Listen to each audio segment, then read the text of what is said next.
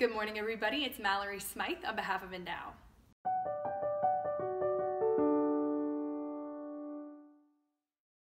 So this summer, I was in Mexico on vacation, and I was on the elliptical in the gym watching music videos over and over again. Now, I haven't watched music videos in years, and so it started to dawn on me that they were all about the same thing. They were all about sex, or money, or drugs. And as I was noticing this, I started to think that there really is no creativity in sin. There's no differentiation in sin. It all leads down the same paths. You can only sin in so many ways, and all of those ways lead to bondage and eventually death. But the scriptures tell us that sin leads to death.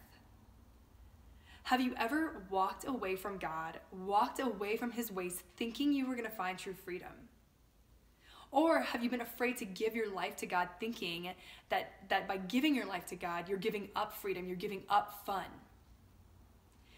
See, it's actually completely the opposite, because there are countless ways to live a virtuous life.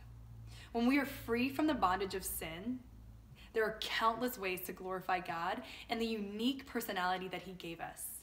There are as many ways to live and thrive in a virtuous life than there are people on this earth, because each one of us is uniquely made to image God. And so truly, it's in walking in His ways that our spirit and our soul can find freedom. See, Ephesians 3 tells us that we were dead in our transgressions, and a dead person cannot be creative and cannot be free. And yet St. Irenaeus said that the glory of God is man fully alive. And so whenever we give ourselves over to Him, it is He who lifts us up and brings forth the creativity that He placed within us. See, G.K. Chesterton said this about the Ten Commandments. He said, "The truth is, of course, that the curtness of the Ten Commandments is evidence not of the gloom and narrowness of religion, but on the contrary, its liberality and humanity. It is shorter to state the things forbidden than the things permitted, and only a few things are forbidden. The things that we are unable to do are so small compared to all the things that we can do by giving our lives over to God. And yet, so often we focus on the things that we can't do.